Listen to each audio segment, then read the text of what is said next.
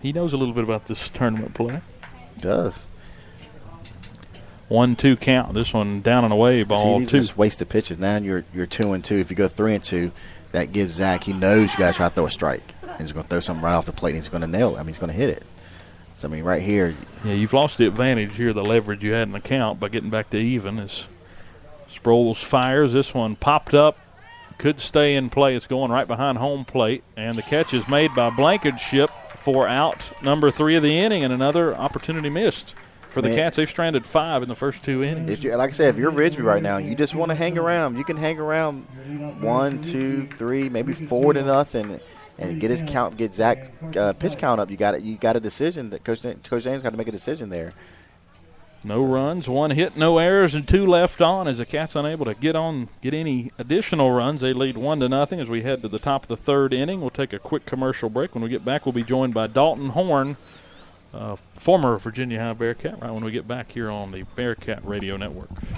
Follow Bearcat Radio on Twitter with the handle @VHS Bearcat Radio and on Facebook by searching Bearcat Radio for the upcoming broadcast schedule and shows on the flagship stream of Virginia High School athletics. You know what really gets a party started? Indoor baseball. Yeah, just find a broom or a pool cue, and you can use like anything as a ball. Cans, bottles, shoes. Hey, bro, toss me that avocado. Most party fouls are pretty dumb, but if you decide to drink and drive underage, you could lose your license and your freedom. Underage drinking and driving, the ultimate party foul. Learn more at ultimatepartyfoul.org. Brought to you by the National Highway Traffic Safety Administration and the Ad Council. When is the best time to talk to your family about staying in touch during a disaster? When floodwaters reach your door? When wildfires are engulfing the edge of your neighborhood? Or an earthquake is destroying buildings? Or is the best time perhaps today? During a disaster, you may not be able to stay in touch with your family or friends as easily as you think. Go to readyvirginia.gov and make your emergency plan today. Don't wait. Communicate. Brought to you by Ready Virginia, FEMA, and the Ad Council.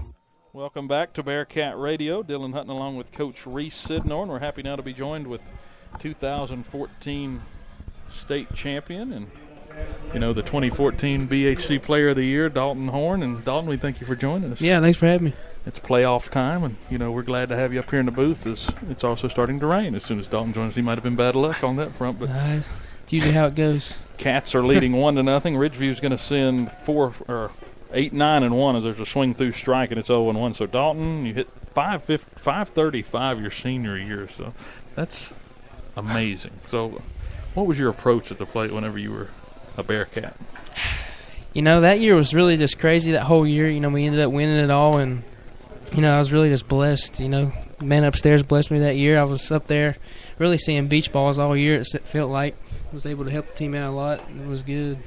That one foul tipped. It is now 2-2 on Blankenship again. 8, 9, and 1 up here in the inning. Cats lead 1-0 in the quarterfinal game of the region. So played in plenty of elimination games with Coach Daniels and company as this one's lifted into center. Jamie giving chase, but it's down. The 3rd hit of the afternoon for Ridgeview as they get on with the leadoff single. So they're piecing together some hits here. But what's it like playing an elimination baseball? And, it only gets tougher from here on out. Yeah. I mean, it's you're up there. Of course, you got some nerves. You got some butterflies going, which is good. And, we had some ups and downs during elimination games. My junior year, we lost to a Gate City team who we had already beat 3 times in the first round, similar to this game. And then, so it's always important just to come out here with the head on fire, ready to play ball, no matter who you're playing. So it's always your goal. Because you never know. You never know. Baseball is a funny game. Good breaking pitch there on 0-1 to get it to 0-1 to Brady Counts. This is the number 9 hitter in the order for Ridgeview. They've got the leadoff man on as this one's a swing through strike, and Zach Griffith, one of those guys who can put it on a string, a breaking pitch. And real quick, that Gate City loss, didn't we play them like maybe a week or maybe a few days before that? We did. We played them in the conference tournament, and then we started the region, and they beat us. There's a ground ball to third under the glove of Haas, and it rolls into left field. And taking third base, going from first to third is Deal. And on the throw to third, getting to second is Brady Counts, and an error here puts Ridgeview in the driver's seat with nobody out.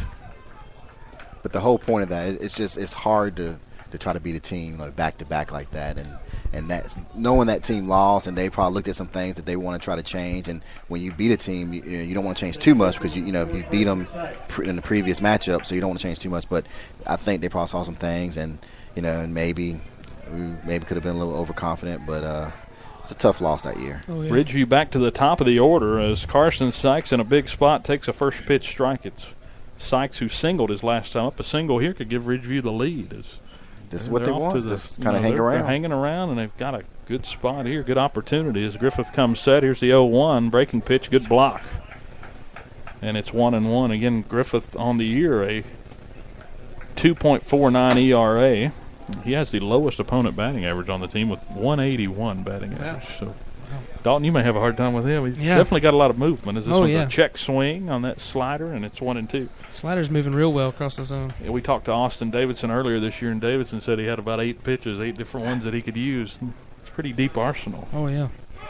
I was just a fastball changeup guy. I never really ventured too far off. Of course, I was left-handed, so. Here's a fire.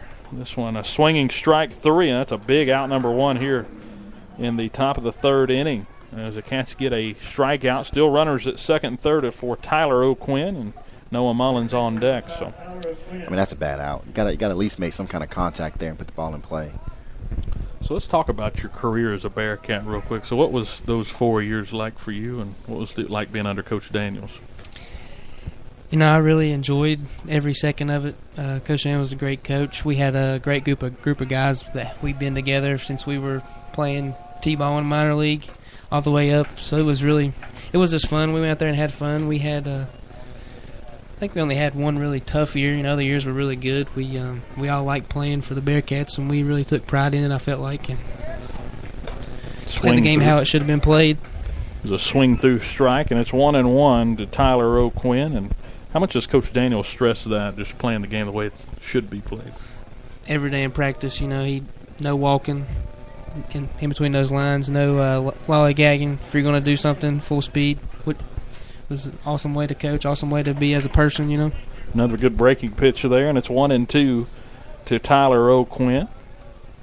As Griffith winds and fires, a 1-2 on the way, and he just got a piece. So he hit down on top of it foul. But now that's, we talked about having 2 good arms. I mean, those teams we've had, a couple different really good pitchers. So, I mean, that's the key. Once you get in playoff time, if you run low on pitching, you're in trouble. Oh, yeah. We were stacked that year. I mean, you had Austin Kaiser, Austin Miles, Chandler Daniels, and you had Austin Daniels out of the bullpen. I mean, we had 3 probably the best pitchers in at least 2A, maybe 3A, 4A in Virginia that year. We were just, every time we went on the mound, we had our ace on there, Definitely good to have a deep pitching staff. There's a strike 3. There's a drop third strike swinging on that fastball up and in, and back-to-back strikeouts. And Zach Griffith trying to get out of this jam. Had runners at second and third with nobody out. Now 2 outs. As now the number 3 hitter, Noah Mullins, who grounded out to third his last time, is now at the plate. Mackenzie Sproul's on deck. So Ridgeview in danger of spoiling this, but Griffith trying to get out of this little jam here. That one missed high, 1-0. Let's do a pitch count update. Of course, we're always worried about that come postseason time. We lost it. I believe we might have lost it. Oh, right here. It's moved on me. 42 pitches so far, so we're getting close to that number we don't want to get to, 76. It comes pretty quick whenever you get in jams like this. Counts now 2-0 as he missed with that one. Just not getting a lot of things over the plate early in counts. As this one up and in, ball 3. And that was a luxury that we had with those teams. You didn't have to pitch count it, but then you had all those arms, plus you didn't have a pitch count. I mean, so in some cases it didn't seem fair, But yeah, this might have limited that bunch. Well, you could have just brought in another guy sooner, couldn't you? As that one's pumped through for a strike.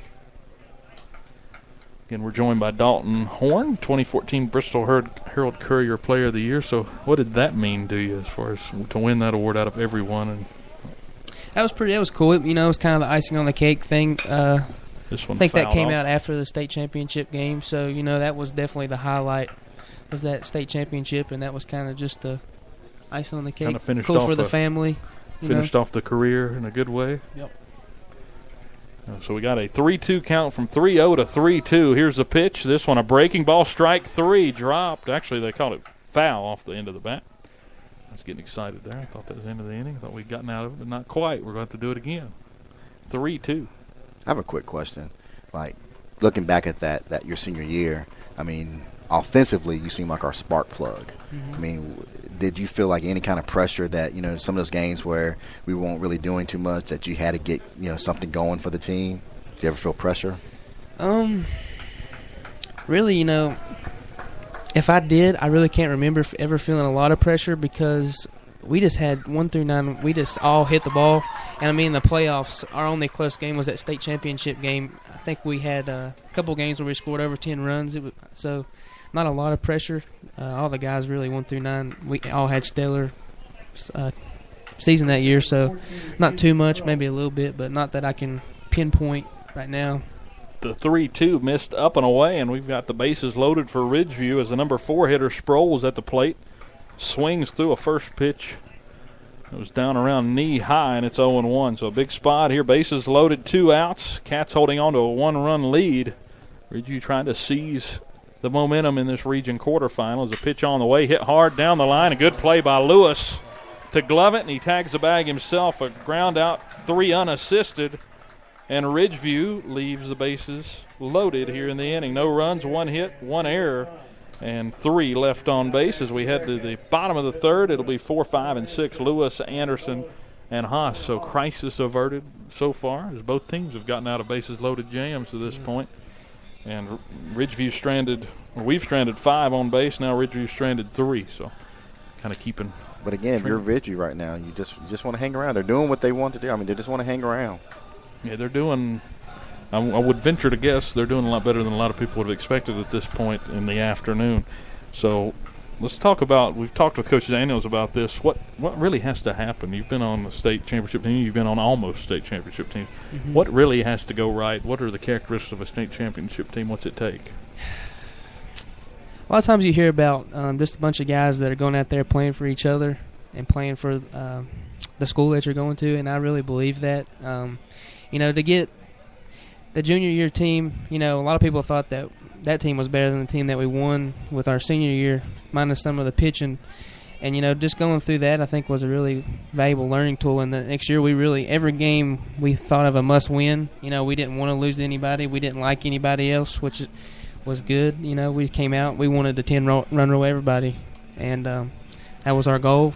And I don't know if they still do it. I hadn't talked to Coach Daniels about it, but they have these sayings for the year every year. I don't know if they still do it, but ours that year was win the last one. So, and we did, and that kind of gave us motivation too to do that. So did it again the next year too. Yep, back to back. So I bet you wish that was your junior year and you'd have got 2 rings. You'd gotten 2 rings that way. But well, you guys even had T-shirts that said that, didn't you? Mm-hmm. Yeah. Yep. So Coach Daniel's a big motto guy. He's a big motto guy. Right. He doesn't like to talk, does he? No. So let's talk about the Nails nickname. Randy Hodge was talking about it. Yeah. I think you were, 10 years old, got hit in the face and stayed in the ball game in a Little League game? Yeah, over at Eastern Little League All-Star game. Scary happened, and Coach Hodge was there, worked on me a little bit, was able to he was shake being it a trainer off. even then. Yep, and he kind of gave me that nickname, and it just stuck with me ever since. I don't think Coach Daniels called me Dalton, but a couple of times my whole 4 years. That one missed low to Lewis. It's 4, 5, and 6 for the Cats. They lead 1-0 here in the bottom of the third inning in this region quarterfinal. The rain is stopped as the umbrellas are going back down. That one misses away, 2-0 to Lewis. So that nickname kind of held up throughout it all because I think you are the record holder for most hit by pitch in a career. I think you were hit by pitch 28 times. Oh, wow. I don't know if it's on that website. It's on the Bearcat Baseball, so I'm trust James Sword as that one misses down and away. It's a nice record. Also, you had the most hits in a season, 46. And to put that in comparison, last year, Justin Lewis led the team in hits. He had 25. So that's the kind of year you had your senior years. I mean, just looking back at those numbers from that season, it's almost like video game-like. Counts actually 2-2 to Lewis. What was your approach at the plate? Hit the ball as hard as I could. Every time get on base, That one missed low, 3-2 now to Lewis. Try to take the inside corner away up on the plate. Dare him to throw me a fastball, And get out in front if they do come at you. Yep. I know Coach Sidney was talking about 2013 against Gate City, as this one's grounded down the first base line. Good play over